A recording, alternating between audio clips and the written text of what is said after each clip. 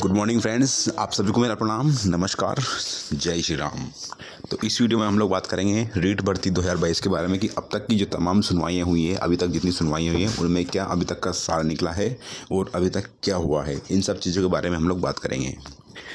आगे बढ़ने से पहले मैं बता दूं कि आपकी सुविधा के लिए मैंने जो रीट के कोर्ट में केस पेंडिंग है उनके लिए मैंने एक टेलीग्राम ग्रुप बना रखा है, जिसका लिंक मैंने डिस्क्रिप्शन बॉक्स में दे रखा है। आप चाहो तो मेरा टेलीग्राम ग्रुप ज्वाइन कर सकते हो। ठीक है फ्रेंड्स, आपसे मेरी एक और रिक्वेस्ट है, अगर आपको मेरी दी हुई जानकारी अच्छी लगे तो प्लीज़ चैनल को ज़रूर सब्सक्राइब करना और वीडियो को लाइक करना। हम बढ़ते हैं आगे। ठीक है फ्रेंड्स, हम बात करेंगे कि अभी तक टोटल जो सुनवाइयाँ हुई उनमें अभी तक क्या हुआ। आपको बता दूं कि आपका जो केस है ये लगभग जुलाई के आसपास से रजिस्टर्ड है। जो मेन केस आपका वो जुलाई में रजिस्टर्ड हुआ था और उसी के साथ ही सारे के सारे केस स्टे गए हैं। इसका मीनिंग ये हुआ कि जितने भी केस बाद में लगे हैं या जितनी भी याचिकाएँ बाद में कोर्ट में फाइल हुई है, याचिकाएँ दायर हुई है, वो सारी की सारी याचिकाएँ जो भी बाद में दायर हुई है, वो जो मेन केस आपका जो जुलाई में रजिस्टर्ड हुआ था 12 जुलाई को, उनमें टे गए। ठीक है, यानी कि जो फैसला उस केस पर आएगा वो सेम फैसला आपके केस पर भी आएगा। यानी आपकी याचिका उस याचिका पर जो मेन याचिका लगी है, यानी फ्रेश याचिका जिसको बोलते हैं, उस पर जो फैसला आएगा वो भी आपकी याचिका पर भी आएगा।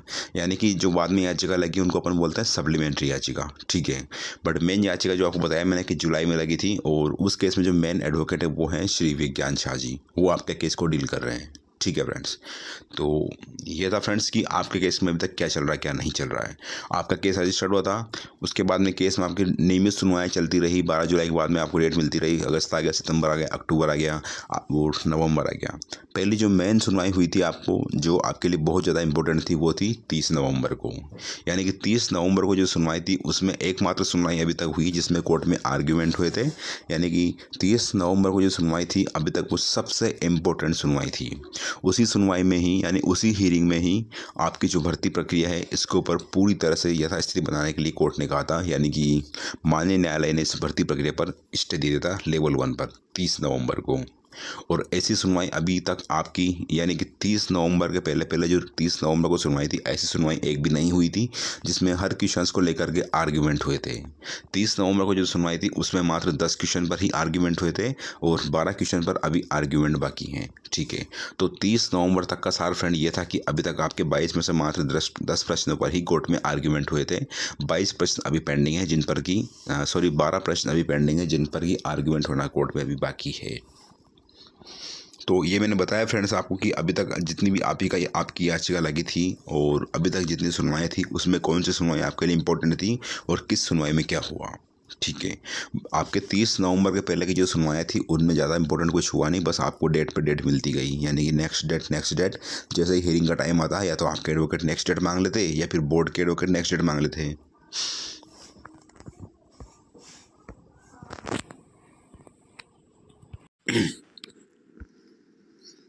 तो आपकी जो सबसे इम्पोर्टेंट सुनवाई थी फ्रेंड्स वो थी 30 नवंबर को।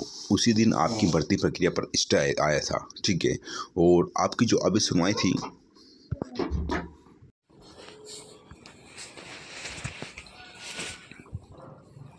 तो ये था फ्रेंड अभी तक 30 नवंबर की सुनवाई तक का सार। ठीक है, आपके लिए एक पॉसिबिलिटी थी, अगर बोर्ड चाहता तो रीट लेवल 1 में जो नियुक्तियाँ दी है, यानी कि अगर बोर्ड चाहता, अगर चीज़ें बहुत फास्ट होती तो जो विधानसभा की वजह से आचार संहिता लगी थी उसके पहले पहले सारी नियुक्तियां बोर्ड दे सकता था। ठीक है, यह सारी नियुक्तियां हो सकती थी, लेकिन ऐसा हो नहीं पाया। ठीक है, उसके बाद में आपकी जो है, आपको पता फ्रेंड्स क्या हुआ, 30 नवंबर को कोर्ट ने इसकी भर्ती के ऊपर स्टे लगा दिया। ठीक है फ्रेंड्स, अब कल जो सुनवाई थी उसके बारे में बात करेंगे हम लोग, क्योंकि बोर्ड ने ज्वाइनिंग दी नहीं, उसकी वजह से चीज़ें क्रिटिकल हो गई और चीज़ें और ज़्यादा क्रिटिकल होती चली गई। अब बात करते हैं कल की सुनवाई में क्या हुआ। कल जो आपकी सुनवाई थी उसमें भी कुछ भी नहीं हुआ। आपकी जो हियरिंग थी वो 4 बजे के बाद में स्टार्ट हुई। ठीक है, 4 बजे के बाद में स्टार्ट हुई, बट उसमें भी कोई भी मीनिंगफुल चीज़ आपके लिए नहीं निकली। सबको उम्मीद थी कि आज शायद स्पेशल एडवोकेट हैं कोई बुलाया दिल्ली वगैरह से, तो शायद आपकी भर्ती प्रक्रिया पर से आज स्टे हट जाएगा, लेकिन ऐसा कुछ भी नहीं हुआ। कोर्ट ने किसी की भी नहीं सुनी और वापस से आपको नई डेट दे दी, यानी कि वापस आपको अगली डेट मिली है। कल की जो सुनवाई थी उसमें आप ये मान के चलो कि आपके लिए कुछ भी नहीं हुआ। जो स्थिति 21 दिसंबर को थी वो सेम की सेम स्थिति अभी भी बनी हुई है। ठीक है फ्रेंड्स, तो ये था कल की सुनवाई के बारे में। अब आगे क्या मुसीबत आपके लिए होने वाली है। आपको पता फ्रेंड्स कि बहुत जल्दी लोकसभा चुनाव आने वाले हैं और लोकसभा चुनाव के लिए भी आचार संहिता लगभग 3 से 4 महीने पहले लग जाती है। 3 महीने मानो आप, है ना। आपकी जो अगली सुनवाई है फ्रेंड्स वो 18 जनवरी को है, यानी 18 जनवरी को आपकी जो केस है जो 8 जनवरी को सुनवाई थी, इसकी अगली डेट 18 जनवरी मिली है, यानी कि 18 जनवरी को इसकी वापस सुनवाई होगी। अब आपके लिए सबसे बड़ी प्रॉब्लम ये आने वाली है कि अगर 18 जनवरी को भी स्टे नहीं हटता है तो उसके बाद में क्या होगा, लोकसभा चुनाव आने वाले हैं और अगर कोर्ट वापस नेक्स्ट डेट देगा हीरिंग के लिए, और मुझे लगता नहीं कि 18 जनवरी को भी स्टे हटेगा, बहुत कम संभावना है इस चीज़ की। ठीक है, अगर 18 जनवरी को भी स्टे नहीं हटता तो आपको फ्रेंड्स पता है कि लोकसभा चुनाव आने वाले हैं। उसकी वजह से भी आप मानो कि 3-3.5 महीने पहले आचार संहिता प्रभावी हो जाएगी। आचार संहिता प्रभावित होने का मतलब है कि आपकी ज्वाइनिंग वापस 3 महीने डिले हो सकती है। ये मैं बिल्कुल रियलिटी बता रहा हूँ आपको। अगर 18 जनवरी को फैसला नहीं आता है तो, और आचार संहिता लागू होने के बाद में फिर आप जानते हो कुछ होने वाला नहीं है, यानी कि फिर आपकी ज्वाइनिंग लगभग मई जून तक जा सकती है। ठीक है, मई जून तो आप देख सकते हो 3 महीने, फरवरी मार्च अप्रैल तक आपके आचार संहिता लगेगी, यानी कि मई तक ही आपको ज्वाइनिंग हो पाएगी, है ना। इस वैकेंसी में जो स्टे आया ना, इससे सबसे ज़्यादा नुकसान उन लोगों को है जिनका सिलेक्शन हो गया है लेकिन जिनकी ज्वाइनिंग अभी पेंडिंग है। जिन लोगों का सिलेक्शन नहीं हुआ है या जो भर्ती प्रक्रिया से बाहर थे और उन्होंने कोर्ट में स्टे लगाया है, ये सब उनके लिए प्लस पॉइंट तो मैं नहीं कह सकता, लेकिन उनकी वजह से इस पर स्टे आया है। और कहीं ना कहीं बात यह है कि बोर्ड ने चीज़ें सही से कोर्ट में नहीं पेश की, या बोर्ड ने अच्छी तरह से कोर्ट में पैरवी नहीं करी, बोर्ड के अधिकारियों ने पैरवी नहीं करी, इसीलिए भर्ती प्रक्रिया पर पूरी तरह से स्टे आ चुका है। ठीक है फ्रेंड, जो भी लोग बोलते हैं कि जिन लोगों का सिलेक्शन नहीं हुआ है उन्होंने भर्ती प्रक्रिया पर स्टे लगवाया, तो ये सरासर गलत है। अगर बोर्ड सही से चीज़ें टेकल करता तो आज ये नौबत नहीं आती। और मैं बता रहा हूँ, अगर लोकसभा चुनाव की वजह से अगर स्टे आ जाता है तो मैं बता दूं कि आपकी जो ज्वाइनिंग है ना, कम से कम 6 महीने और लेट होने की पूरी संभावना है, कम से कम 6 महीने, क्योंकि उसके बाद में सरकार के ऊपर कोई दबाव भी नहीं रहेगा ज्वाइनिंग देने का। ठीक है, तो ये था फ्रेंड्स अभी के लिए लोकसभा की। जैसे ही आपकी बता दूंगा कि कब क्या है, मैं आपको अपडेट दे दूंगा, लेकिन अभी तक स्थिति ये बनी हुई है कि अभी तक जो 30 नवंबर को जो स्थिति थी, यानी 30 नवंबर को जो कोर्ट ने स्टे लगाया था भर्ती के ऊपर, वो चीज़ें आज की वैसी की वैसी बनी हुई है। उनमें कोई भी इम्प्रूवमेंट नहीं हुआ है। आपके लिए कोई भी उसमें गुड न्यूज़ नहीं है कि आपके लिए स्टे हटेगा या ऐसा कुछ होगा, ऐसा अभी तक कुछ भी नहीं हुआ है।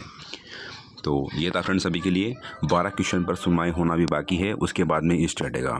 स्टे कब हटेगा इसका एक ही जवाब बताऊंगा मैं, इसका एक ही आंसर है कि जब इस जो कोर्ट में याचिका दर्ज है उनके ऊपर जब कोई फैसला आ जाएगा उसके बाद में ही इसके ऊपर से स्टे हटेगा। उसके पहले इस भर्ती की प्रक्रिया पर से स्टे हटना असंभव सा लग रहा है, यानी कि जब कोर्ट का फैसला आएगा तभी इसके ऊपर स्टे हटेगा, वरना स्टे इसके ऊपर से नहीं हटेगा। यानी कि जिन लोगों की ज्वाइनिंग पेंडिंग है वो पेंडिंग ही रहेगी।